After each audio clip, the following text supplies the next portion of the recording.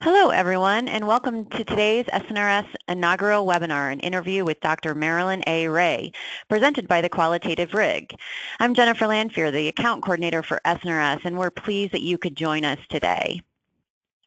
Before we get started and hear from our distinguished speaker, you'll be seeing the SNRS splash screen or the presenter's slides while I go over a few housekeeping items. Your phone will be muted automatically in consideration of our presenter and your fellow webinar participants. Please use the chat feature set to organizers and panelists only to send in your questions, or if you need to let us know that you're having technical difficulties. All questions will be saved until after the panelist has spoken. And also, please send in your questions as we go instead of waiting until the end. At the conclusion of today's presentation, you'll receive a webinar evaluation via email. We encourage you to provide feedback so we can continually improve the SNRS webinar program. You will also receive a link via email to the recorded broadcast of this webinar and to the slides. Our moderator today is Dr. Shirley Gordon, professor at Christine E. Lynn College of Nursing, Florida Atlantic University. I'll turn the webinar over to Shirley so she can introduce our panelists and get us underway. Okay, welcome everyone. We're having trouble advancing the slides. Yeah, they're not going. Okay, let me turn you over as a panelist one more time. There we go. Okay, now we've got it. Okay, I'm Dr. Shirley Gordon, and I'm the former chair of the SNRS Qualitative RIG. And I am the founder and director of the Head Lice Treatment Prevention Project at Florida Atlantic University College of Nursing. And I'm a colleague of Dr. Ray's. And I want to thank you for joining us today on the inaugural webinar for SNRS and the Qualitative RIG. This webinar is an initiative of the Qualitative Research Interest Group. And the goals of this group are to promote the qualitative methodology with an agenda of furthering awareness amongst SNR regarding rigor and scholarly work, and of course to provide a mechanism for mentorship of qualitative methods and networking opportunities, and this webinar meets both of those goals. Our speaker today is Dr. Marilyn Ray. She is a member of the college here at Florida Atlantic University, and she has an esteemed career in qualitative research and nursing practice. I'm going to let her give you a few highlights of her career. Thank you so much, and welcome to our webinar. We're delighted to be participating with all of you in this inaugural webinar for the SNRS, and I'm so thankful to be chosen as one of your first speakers. So because this is a qualitative research presentation, I think I'll just give you some highlights about my background in qualitative research. I am at the Professor Emeritus here at Florida Atlantic University, Christine E. Lynn College of Nursing. I'm also a retired colonel in the United States Air Force Nurse Corps. I was in the Air National Guard, the Air Force Reserve, as well as active and reserve duty for 32 years and retired as a colonel. And my faculty positions, other than the current one I have, are from the University of California, San Francisco, University of San Francisco, McMaster University in Canada, and the University of Colorado.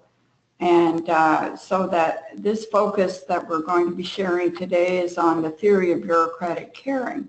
So I'd like you to know that I'm one of the founding members of the International Association for Human Caring, and was in the first group who all met together, about 10 of us, in 1978, after Dr. Leininger declared that caring is the essence of nursing. So I am a mentee of the late Dr. Marilyn Leininger, who is the founder of transcultural nursing and the qualitative methodology of ethno-nursing based on ethnography. And another area of mine is I was on faculty. I was a junior faculty instructor with Barney Glaser and Anselm Strauss, who are the founders of the grounded theory method. They are sociologists who are grounded in symbolic interaction and began to see how the we as researchers could share our knowledge about social process. And I'm also a classmate of Dr. Janice Morse, whom many of you may have read many of her works on grounded theory and qualitative research. She is the founder of Qualitative Health Research as well as the Global Qualitative Nursing Research, and I am a board member on both of those organizations. And Dr. Holly Wilson was one of the first nursing scholars who did grounded theory in the 70s, as well as earlier Jean Quint Benalil and Phyllis Stern. So the three of them are considered the nursing founders of grounded theory in nursing. I'm also a colleague of Dr. Max van Manen, who is a primary phenomenologist here in North America. He's originally from the Netherlands. And I did the first caring research study in the US, which resulted in the discovery of the theory of bureaucratic caring, which I'm going to speak about today.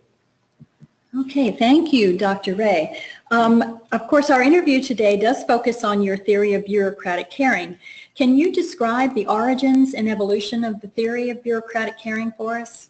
Yes, and thank you.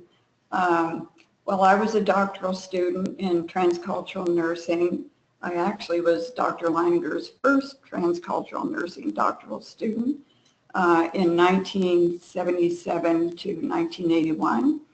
And so my focus I was always interested in culture and had done a couple of other research projects of studying organizations as small cultures. And so for my doctorate, I decided that I was going to continue with this research and with more knowledge of anthropology, more knowledge about transcultural nursing, I was interested too in studying the meaning of caring in the organizational culture. And so that was the focus of my research question. Interestingly, in today's world, I'm not sure we could have one research question such as what is the meaning of caring to you, but at any rate, I had one central research question.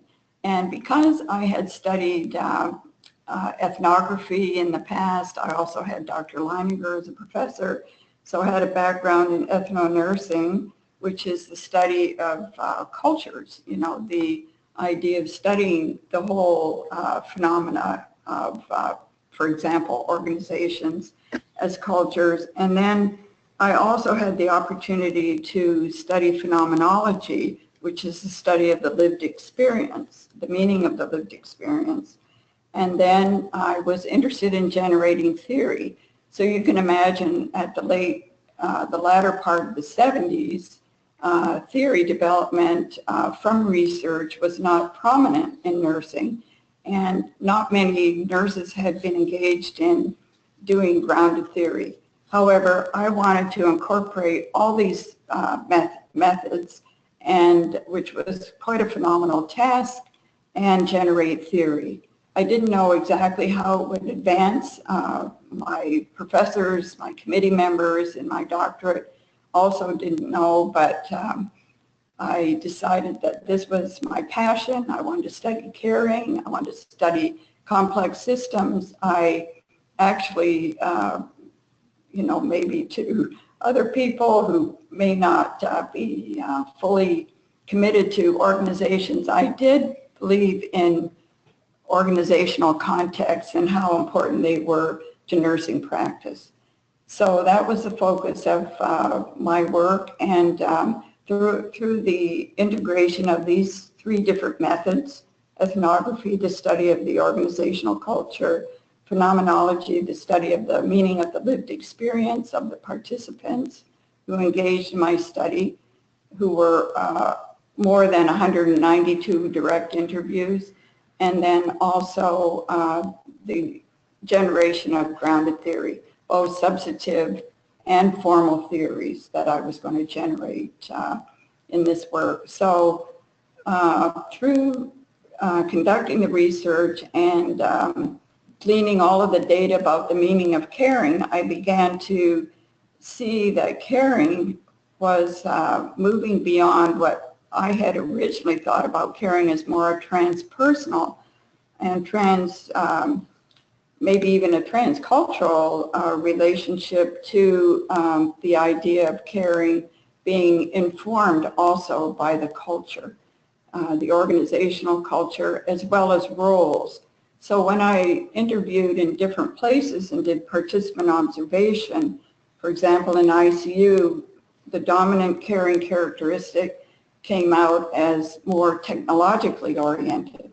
Or when I was in the oncology, the dominant caring characteristic was more associated with the spiritual ethical. And then in the medical surgical or administration, it was more associated with the political. And definitely when I interviewed the administrators, both nurses and non-nurses, the economic perspective came forward. So it was a turning point for me when I asked the CEO, what is the meaning of caring to you? And he said, caring is maintaining the economic viability of this institution. If I don't maintain the economics, then you wouldn't have a place to work, nor would our patients have a place to come for their care. And that was definitely a turning point for me. I began to see how the context played a significant role in our understanding of caring. And so through analysis, and I had to do quite a bit of trying to figure out how to classify this information.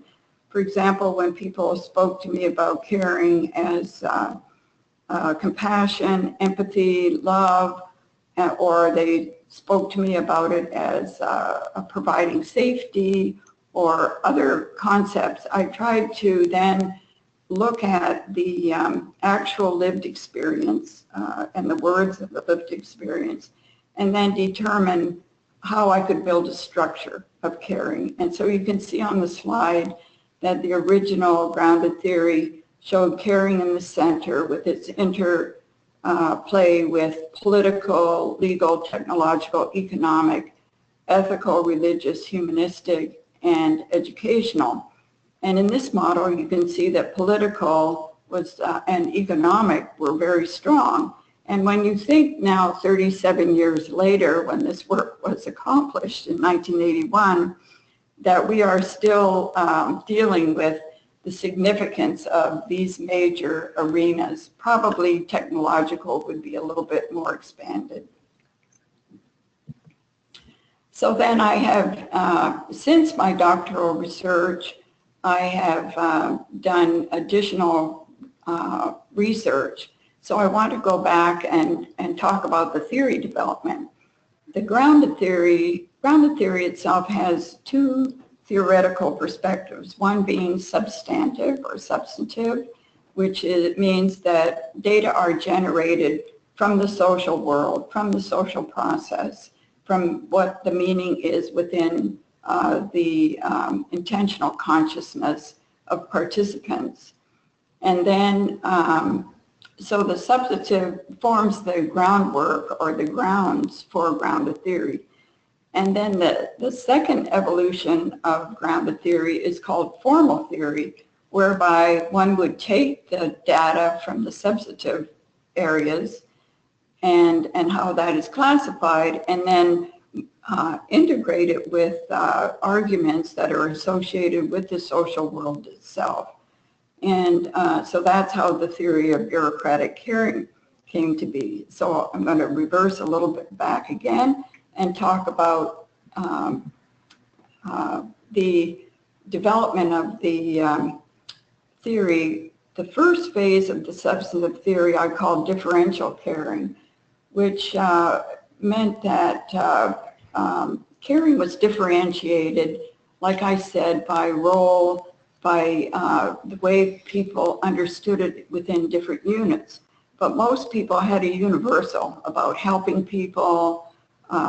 Empathy was a dominant modality, you know, in terms of understanding caring, but they described it more according to their role, whether they were a charge nurse, a staff nurse, a nurse manager. And you can see that a lot of the concepts advanced. Say, for example, nurse managers began to talk more about administration, about budget, about the political arena, and things of that sort. People in ICU talked about the technology, and in those days we didn't have social media and, you know, computer-assisted communication like we do today. However, it was still a major force in ICUs, step down, operating room, emergency departments, and things like that. So I'm going to move on now to, maybe I can go to the next slide. So you can begin to see how this theory has taken shape. That first, you know, looking at those differential caring concepts that have been formulated into a structure, such as political, economic, technological, legal, spiritual, ethical, physical, educational. And then what I did was to take the thesis of caring and began to look at the elements of the bureaucracy, and so, or the system or the organization. And so that is how I actually gleaned the term bureaucracy. I went back to Max Weber's work in the 1920s, who's considered the father of bureaucracy or complex systems. And so I looked at that Hegelian perspective of the thesis of caring in relationship to the antithesis of the bureaucracy, and or those phenomena associated with the bureaucracy, which would be political, economic, legal, technological, and then in Hegel's perspective or philosophy, the idea of thesis, antithesis, synthesis. In the thesis and the antithesis, the idea is what he called the negation of the negation. Both of those concepts negate out and the phenomena are synthesized. So that's how the idea of the formal theory of bureaucratic caring came into existence. And that is how I presented my argument in my doctoral dissertation of using the ideas related to caring as more humanistic and spiritual ethical with respect to the antithesis, the system concepts, and then synthesize those particular ideas into the theory of bureaucratic caring, or what is called the formal theory of grounded theory. So just a synopsis again, that grounded theory has the substantive theory, the original theory that is grounded in the social process and in the meaning of experience, and then the formal theory, which is developing a little bit stronger and more deeply relative to the social world and using other concepts or other ideas or other philosophies to strengthen the argument. So this is just another way of showing the model again with the structural components. But now I've put centered spiritual ethical into the center because subsequent research over the last 3 decades, or when I generated the notion of spiritual ethical in the center, began to show me that most of the research I was doing, for example, in ICU, step down, economics, everything had an ethical framework. And then I decided that the spiritual component was more, rather than just specifically a religious notion, that it was a creative component, and how that creativity began to come together to, you know, from what Bar-Yam says in complexity science, how do we make things work? And so the spiritual ethical perspective was moved into the center, and then there is the interplay between spiritual ethical caring and technology, economics, political, socio-cultural, educational, legal, and the physical, which includes, you know, the body, mind, and that perspective. And then how that theory then shows the healthcare system and the institutional culture of an institution, or this work is also being used in public health, so it could be in public health. It's used in correctional facilities, and then the society at large. And then there is that interplay between the microcosm of an institution and the macrocosm of the societal culture. Okay. Thank you, Dr. Ray. The models provide a visual depiction of the evolution of your theory over time. We evaluate theory by looking at its usefulness in guiding research and nursing practice. How has the theory of bureaucratic caring been applied in research and practice? Well, from my own research over the years, I have done research in economic, in those contractions, you know, spiritual, ethical, economic caring, technological caring. Other scholars have done work in legal caring. I've also have a strong background from my anthropology degree in political anthropology and political culture. And so looking at that, and as we are moving now into our own nation, developing our, for example, the disputed, perhaps at this moment, the Affordable Care Act, we're beginning to see all of this evolution of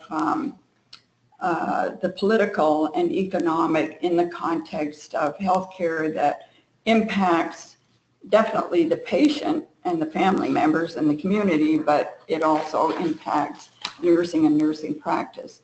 So my own work has been studying those particular phenomena, and Dr. Marian Turkel has been a colleague of mine since 1991. And so she also did a study on the economics of caring. And she and I have worked together with funded research from the Uniformed Services University of the Department of Defense, studying relational caring. We've studied some major institutional work within the military tri-service nursing research program, as well as the TRICARE for Life program, which guarantees health care for all military personnel and veterans. And so I've done a lot of research in there and won some research awards for that particular work, and also facilitated the change in policy, which was a major effort in, you can imagine, in the United States Air Force. And as you know, the military is one of the second largest bureaucracy in the world. So, so this idea of being able to develop a lot of changes in the military healthcare system has been very important to me. And also I've done a lot of work in workplace redevelopment, how we can change the workplace by virtue of understanding our work, our caring work, in the context of these systems and these concepts like economics, political, technological, legal, all of those things that affect nursing practice. And so currently my work, I've had that original trans-theoretical evolution also in nursing education, but now in the United States Air Force in primary care and studying clinical and economic outcomes. And my colleague in the military, Colonel Marcia Potter, has done a major study that has not only improved clinical outcomes for diabetes outcomes, as well as economic outcomes to the tune of over $2 million, or if it moves into all of the service areas, it might be in the billions of dollars of savings. So you can see that nursing is making a big impact on not only improving outcomes for clinical issues, but also for economic issues. And then the current study that's going on in the Air Force right now is the development of an interprofessional practice model. And that work has been approved by the U.S. Air Force for development, and also some work in the Veterans Administration. That is a really impressive body of work. Okay, we're not advancing again. Jennifer, can you help us with that? So just to, keep sharing what I'm showing here, I feel from my own experience, is the fact that we have the opportunity to be able to be successful in nursing by by grounding our work in research, and then by continuing that research, and then what I feel is trying to be confident and courageous about how we share our research and get it into very important contexts where patient care can be improved. So this particular model just again shows this trans-theoretical evolution of caring, where we're now developing, for example, my colleague Marion Turkel and I, this relational complexity theory model, which integrates the grounded theory of bureaucratic caring with the sciences of complexity, and identifying those major concepts such as interconnectedness, dynamism, even concepts like uncertainty, and how do we bring that forward in our development for improving patient care. And then our workforce redevelopment, which I feel through research and through knowledge about complex systems, we can definitely make things work and improve patient care and our work life.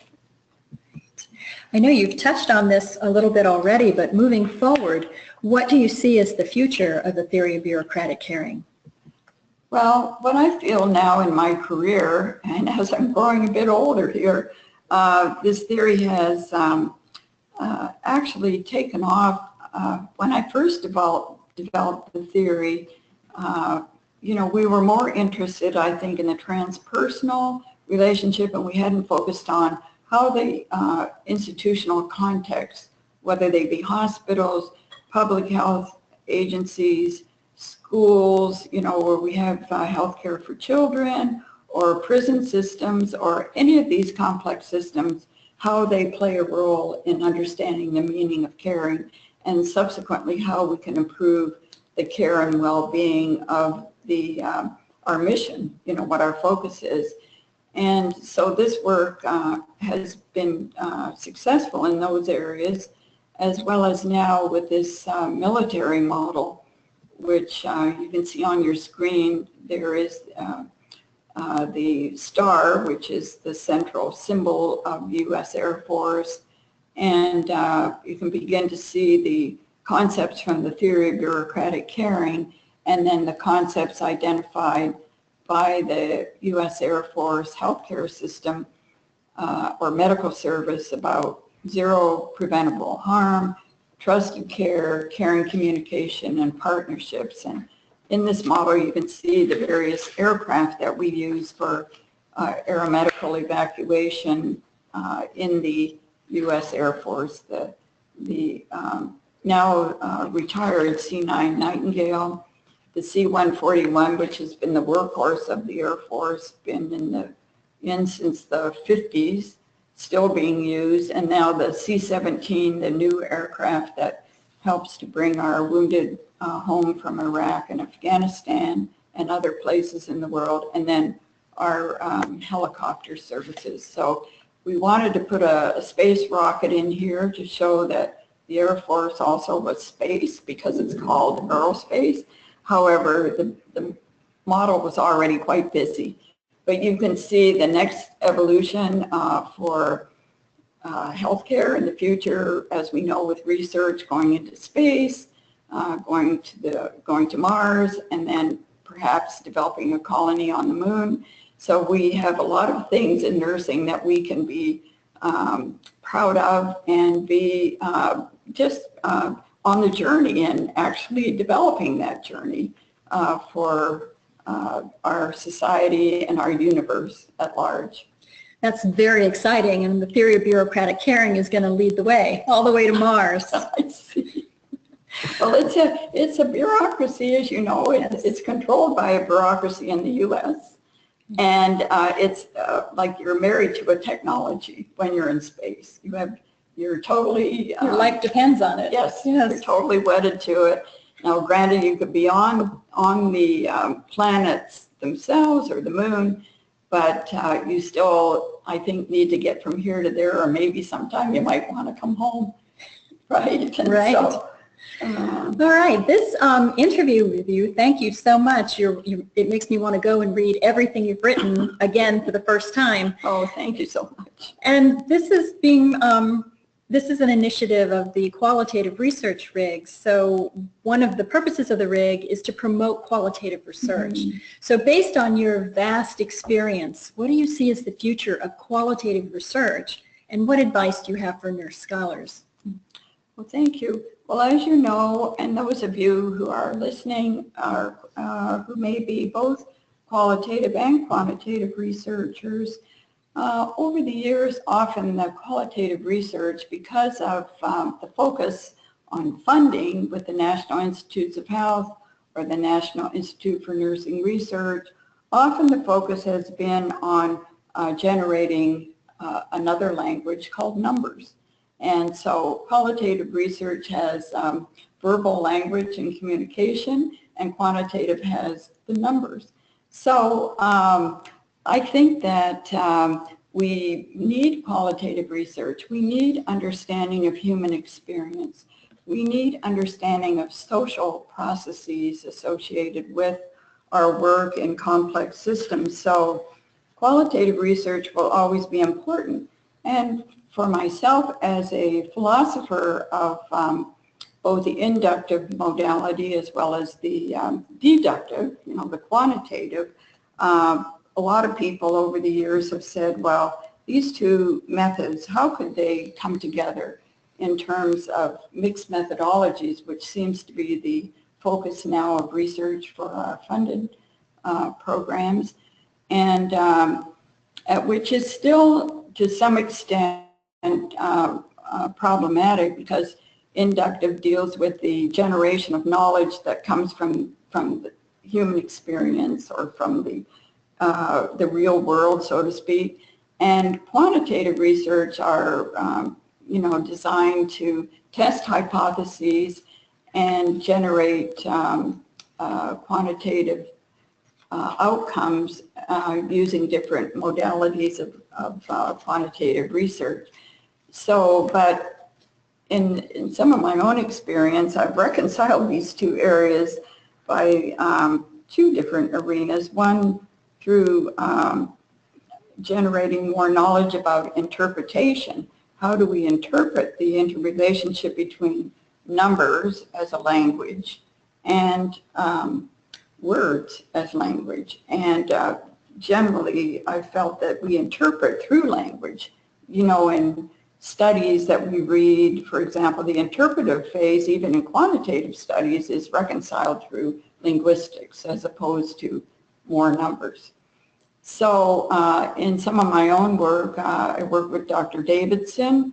We did a mixed method, and we reconciled the quantitative and qualitative perspectives on the study of complex systems through hermeneutics, through interpretation, and seeking understanding and deep understanding through, again, that almost like seeing the qualitative maybe as a thesis, the quantitative as the antithesis, and bringing them together with a new synthesis. So that's how I have reconciled some of those differences myself to understand them philosophically.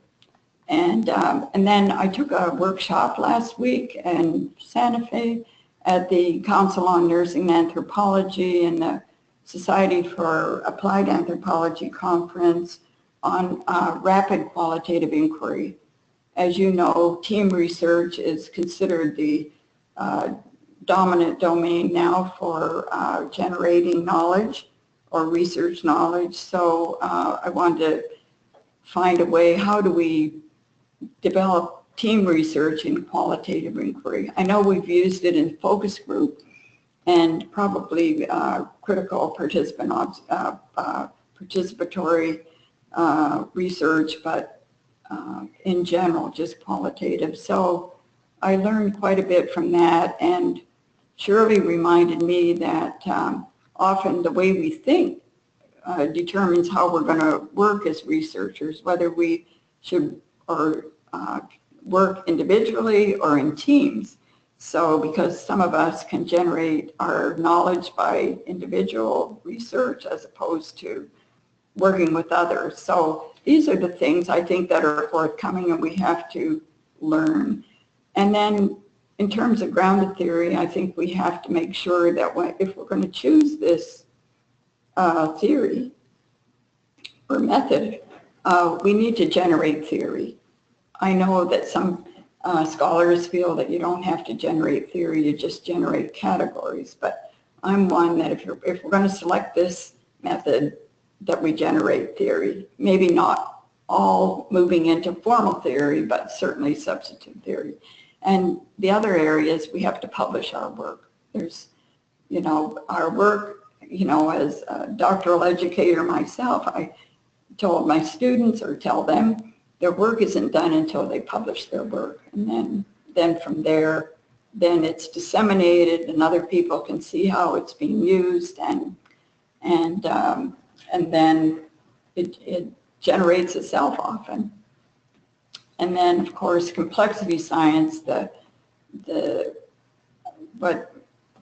it's not new. It's probably as old as grounded theory, I think.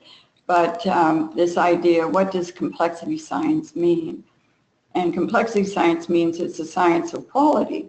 So here we have qualitative research that somehow is not always integrated in research, but our science says that it's a science of quality, interconnectedness, human environment intergality, dynamism, patterning, and things like that. So we can see some of these paradoxes that are occurring in science and research. And so those of us that are interested in this as educators, researchers, we have to be able to communicate about how we use the science as a general science, and then how we use research, and then how we can understand the distinctions and the similarities.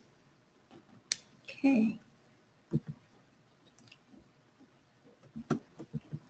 Thank you. That concludes our interview for today. Dr. Ray, thank you so much for sharing your incredible wealth of knowledge and skill and expertise in qualitative research, and the things that are on the horizon for the theory of bureaucratic caring are so exciting. I can't wait to hear more about what the Air Force ends up doing with your model. That is, again, so exciting. We did provide some references for you that are numbered throughout the slides. And in addition to the references that we used in the presentation, we also provided some recommended readings for those scholars out there that really want to dig a little deeper into Dr. Ray's theory.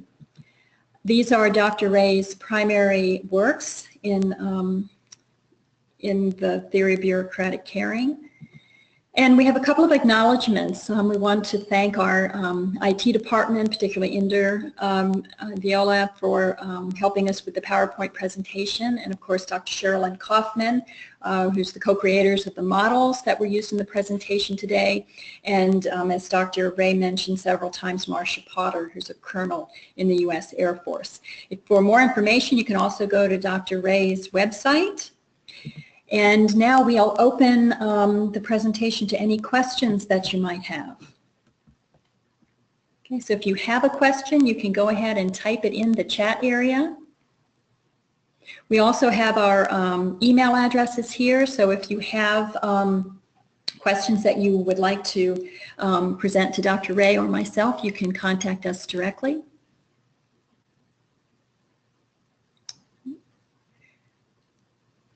Would anybody like any clarification on the theory development? For example, my initial theory of the substantive theory being differential caring, and then also this development toward formal theory. maybe your own experience has identified, if you've done grounded theory, perhaps you've done substantive theory and you'd like to share that theory, and I could respond to your own theory and your own questions about the theory. And those of you know that there's quite a few.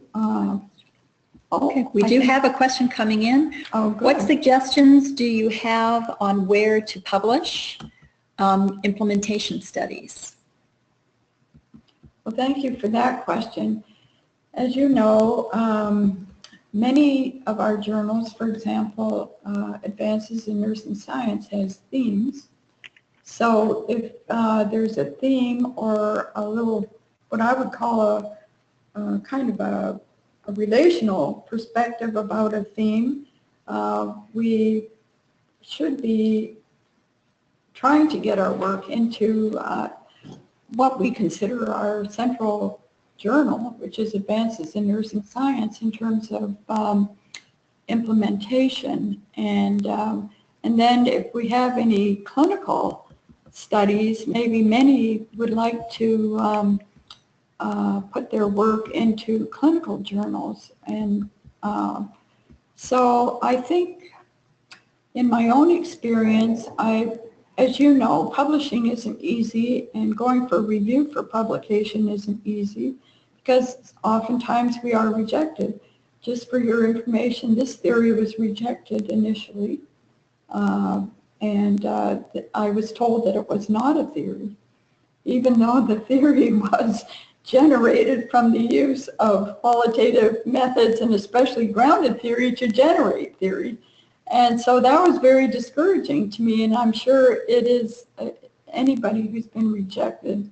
It is discouraging, but we have to say, well, maybe it didn't meet the requirements of the reviewers, but we have to, kind of turn it around again and see what other journals that we can submit to. And for example, like I am with Shirley on the board of the International Association for Human Caring. We do have a journal, the International Journal for Human Caring, and so often caring, generally, they have to be caring science studies, and they are submitted there and reviewed and hopefully published. And we have the Journal of Advanced Nursing. We have Nursing Science Quarterly if people generate theory, because Nursing Science Quarterly is generally focused on theory development. And there is a call now for theory for Nursing Science Quarterly, if any of you are interested. I'm on the boards of the Qualitative Health Research, so you can submit there, and then the online journal of the Global Qualitative Nursing Journal, and both of those. And we have at our university college here, we have the Journal of Nursing and Aesthetics. And,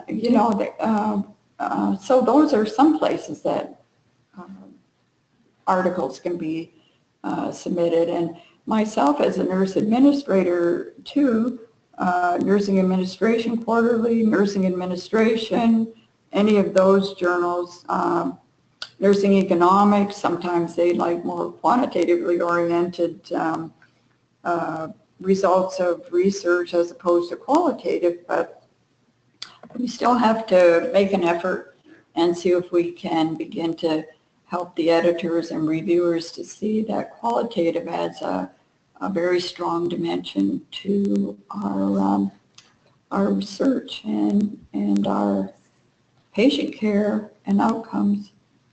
Well, Dr. Ray, I love that you shared your experience of being rejected, and you're right, we all have had the experience of being rejected. And if you're just starting out, or you are just trying to publish your first manuscript, it's important that you reach out for a mentor. And mentors that have experience with qualitative research. And that's one place that the qualitative research interest group can be of help to you. That group is made up of a lot of qualitative researchers that have many, many years of experience, and we're there to help mentor young and old to help move their qualitative research along to get published and to further develop their work. And I know in my own life, if it weren't for my mentors and the people who saw value in my work, you know, I wouldn't have this work in print or be an educator and a continued researcher. So, like you say, mentorship is so critical to our development, professional development, and certainly our research. Right. Are there any other questions from the group? Was there one there from Here's Mary Ellen? Yes. It does look like there's a couple questions. One from Jennifer and one from Mary Ellen. Okay, I saw the one from Mary Ellen. Can you comment on contributing to theory from nursing and other disciplines by using qualitative research in nursing versus new theory? Let's see, can I see that once again? On the, yeah, it's hard, it's very tiny. Yeah. Okay, can you comment on contributing to theory from nursing and other disciplines by using qualitative research in nursing versus new theory? Well, I think in my own career, that's what I've done over the years, is actually continue to, rather than generate new theory, although some of my research that I've done in nursing administration generated new theory in studying caring with nurse administrators specifically, and also some research in the military. So I have both the continuation of the theory of bureaucratic caring for research, but also generated new theory. And then Dr. Turkel and I developed the theory of relational caring complexity, where we began to integrate the complexity science tenets or philosophy into the context of understanding the complex system itself. So,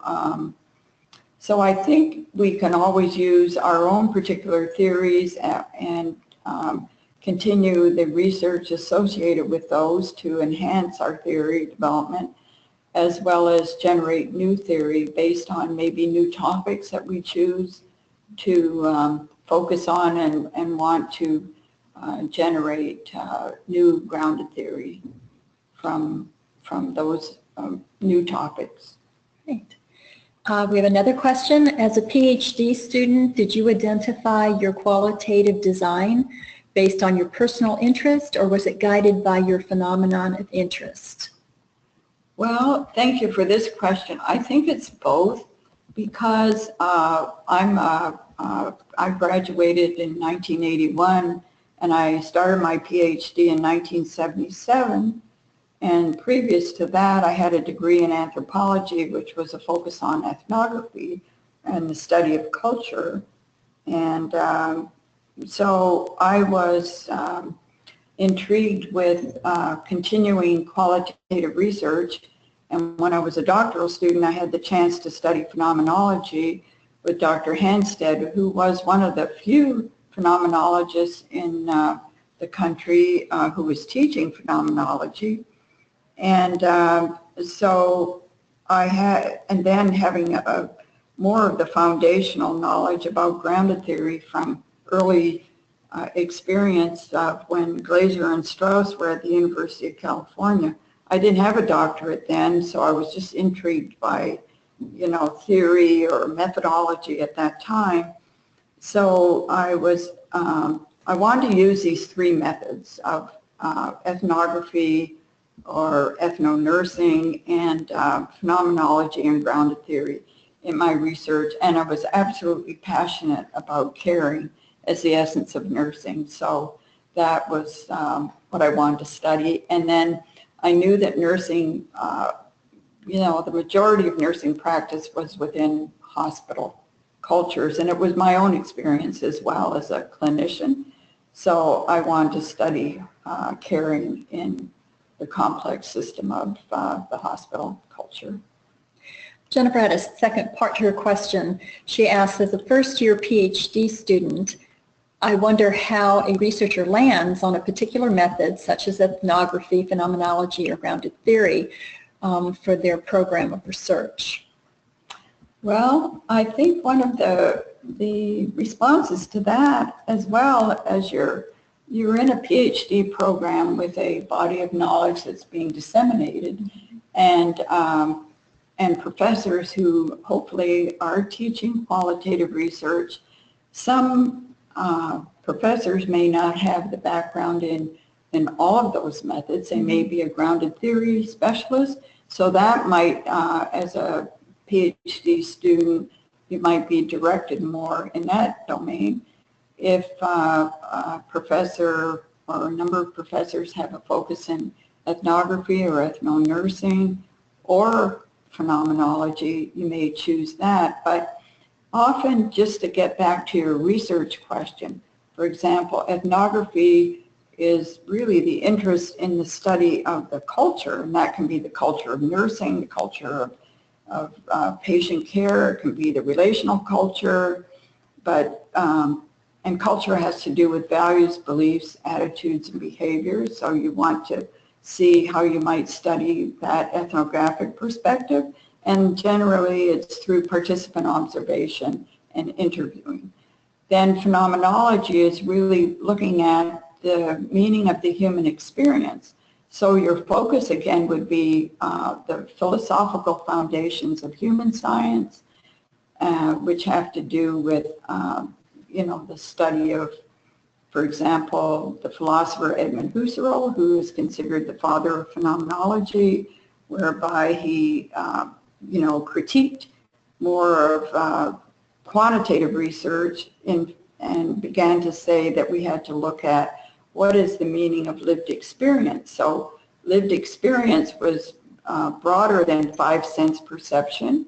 It was all of our retentions and memory, all of our anticipations and our portrait tensions in the future within the context of the now or the lived experience. So, and then grounded theory again is, from my background, is really the study of the social and nursing process.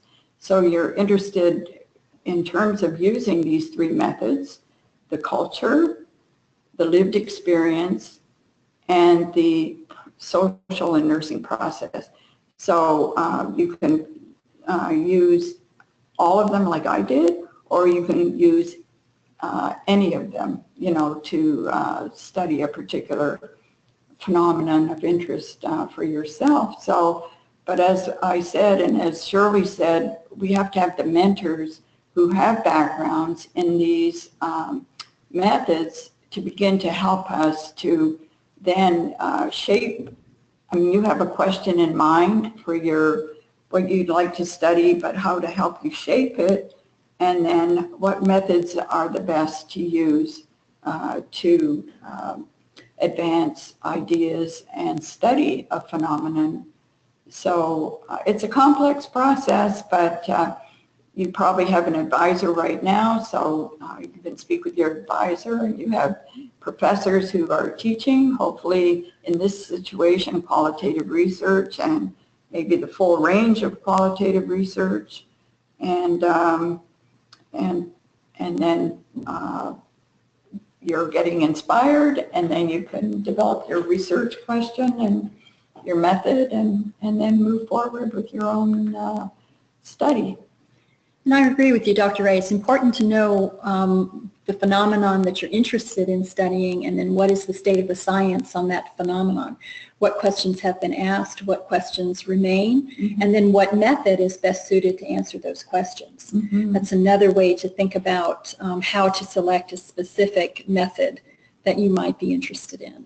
Yes. Because you'll have to defend your method when you go to present your dissertation. Maya has a question. Do you think that nursing theory should be more integrated into nursing education in practice? For example, by adopting one theory? Is there more to that No, question? that's the end of the That's question. As a member of the American Academy of Nursing, I'm on the theory-guided practice research group. And this group of people, some are, the research theorists whom you have read from probably the 60s, 70s, 80s, like me in the 80s and beyond. And so I believe that, well, I'll put it this way. The philosopher Gadamer says that whether we use a particular theory that's been identified or not, we are always theorizing, which means to say that we're always seeking understanding of the nature or the meaning of something that we're encountering in the world. So our general way of thinking is constantly theorizing. So in the situation with nursing, nurses have identified specific theories associated with our discipline and our profession.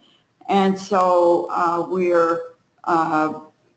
I feel that to honor our theorists, that we should be cognizant of how to apply these theories in practice as well as in research. And any of you who work in hospitals know that the magnet system, especially magnet hospitals, you have to have a theory or a conceptual framework as a guiding framework for excellence in practice in these institutions. So subsequently, theory-guided practice is critical. So whether or not we, maybe a clinical team gets together and puts together a conceptual framework for guiding practice in their institution, or they use a specific theory, generated by a theorist, which has to make sense to practice, then you would use a theory. And so as a theorist myself and a teacher of nursing theory in the past, I believe that my responsibility as a teacher, professor, is to expose nursing students to all nursing theories and help compare and contrast various theories, and again, how they make meaning for whatever area that we're interested in or application that we are going to use in practice. And also, for example, on quantitative research, you always generally have to have a theory that guides the research, because you have to generate hypotheses from that particular theory and test those hypotheses, subsequently testing the theory. So I'm a believer that, for example, in science, we used to select a theory based on the next major movement in science. But complexity science, the new science, is showing us that multiple theories can exist together and paradoxically. And so I've always thought that nursing always took the leadership in that, because we always appreciated multiple theories rather than only one theory to guide our discipline and our profession. Okay. Thank you, Dr. Ray. And I know we are just about out of time, and Jennifer had a few words to share with the group. Yes, thank you so much, Shirley and Marilyn, and thanks to all of you out there listening today for joining us. Once again, please do take the time to respond to the evaluation you'll receive in your email, along with the links to the presentation. Your feedback will help us to continually improve the webinar program. That concludes our webinar for today. I hope you all have a great rest of your week. Thank you so much.